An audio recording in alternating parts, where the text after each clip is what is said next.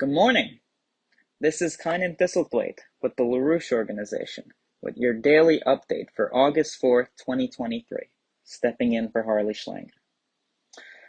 We are now only 2 days away from the vital Humanity for Peace rally and the sister demonstrations associated with it, which is being organized by the Schiller Institute and several other peace organizations.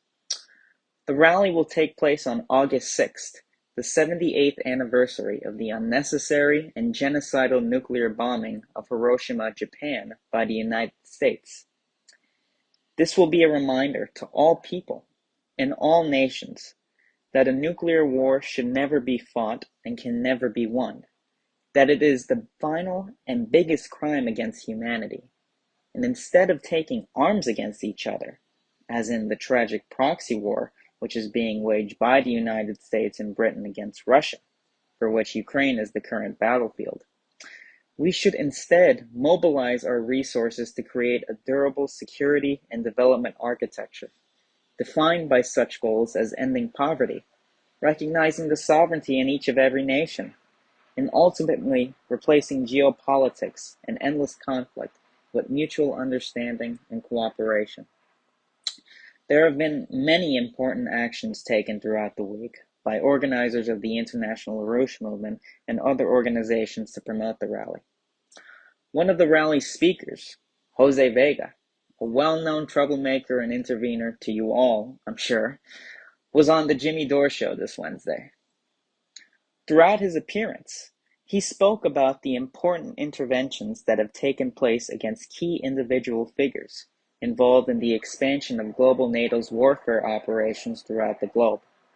These interventions, led by Jose Vega and other members of the LaRouche movement, against such figures as AOC, Barack Obama, Mike Pompeo, and Applebaum, have broken through the wall of silence enforced by the mainstream media. Though these personal interventions were important, Jose said that this period was otherwise, quote, loose and fluid, whereas now, with this rally taking place on Sunday, this is now a moment where people are all coming together. Yesterday, there was a No to NATO, No to War internet broadcast from the UK's No to NATO group, which featured Helga Zepp LaRouche of the Schiller Institute, Angela McArdle of the Libertarian Party National Council, former President of Guyana, Donald Ramotar, and other independent journalists and diplomats. The event was moderated by Chris Williamson, a former member of Parliament in the UK. Helga began by delivering a challenge to the feckless and pathetic German Green Party, telling its members to leave the party, which is now aggressively pursuing military conflict with Russia and China, and to instead join the Humanity for Peace mobilization.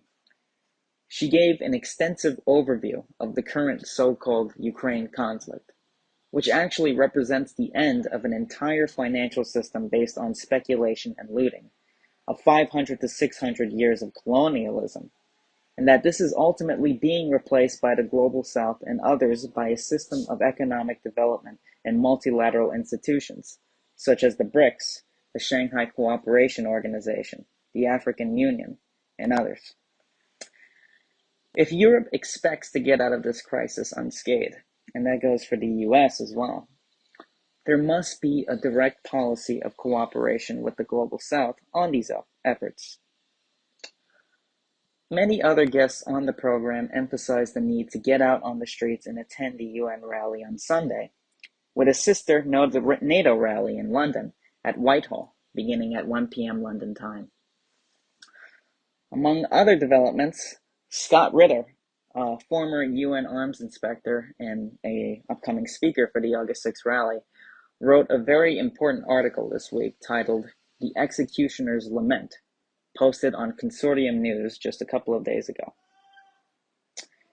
He remarks that much attention has been paid in the last couple of weeks to the trials and travails of the scientists who invented the atomic bomb, most notably J. Robert Oppenheimer, in a just-released blockbuster film by director Christopher Nolan.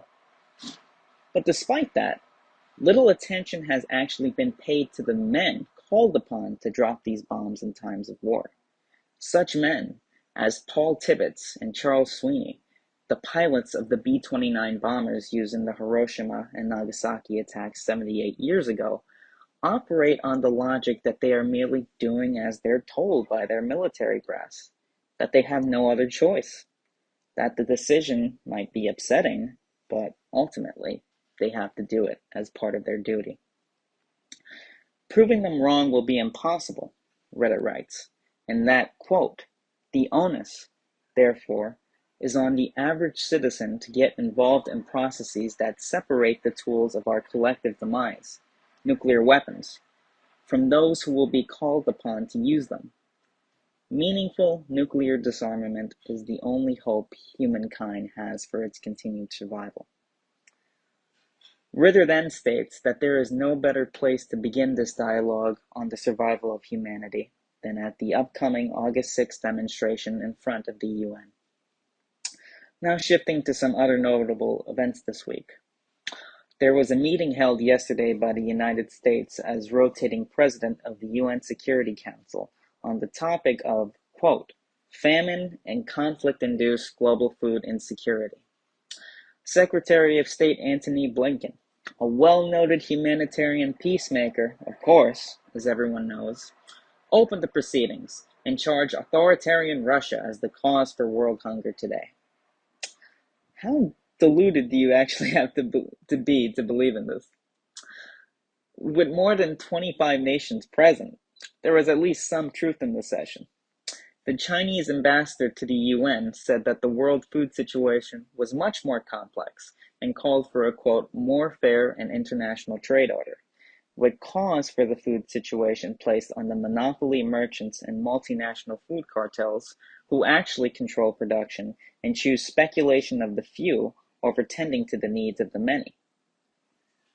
A sharper denunciation of Blinken's remarks came from Russian Ambassador Dmitry Polyansky, hitting hard at the hypocrisy of such explanations as climate change and conflict, quote unquote, as being the causes of global food shortages. What of the illegal sanctions and wars that have been conducted against Libya, Syria, and Yemen by the US and its NATO partners, some of the poorest nations in the world today?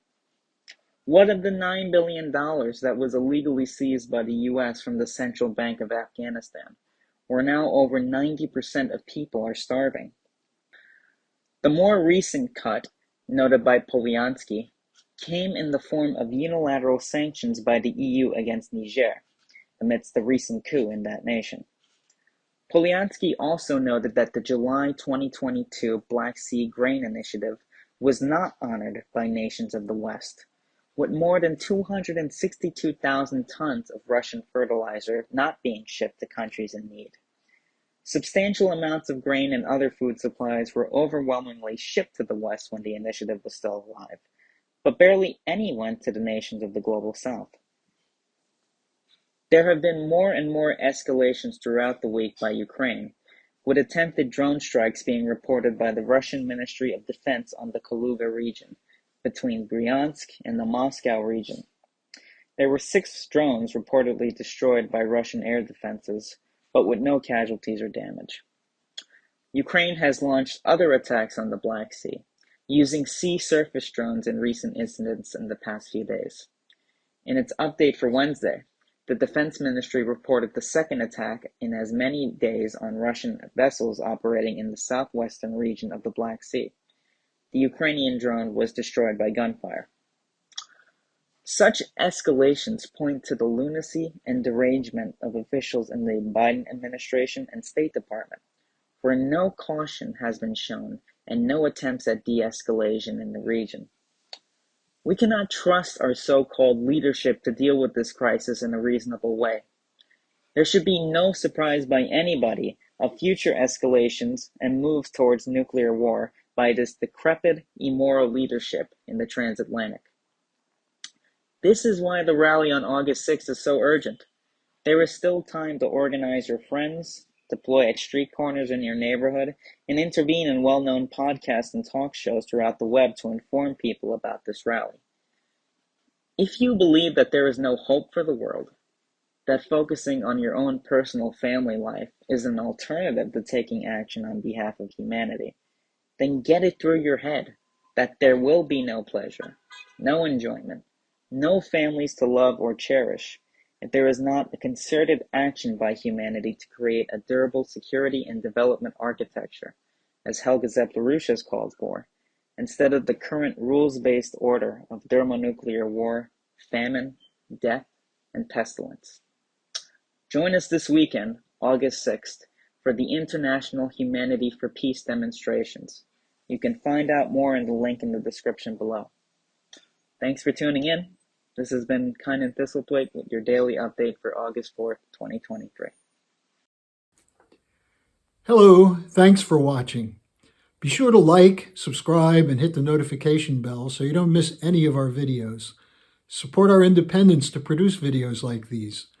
Become a member of the LaRouche organization at thelarouche.org/member.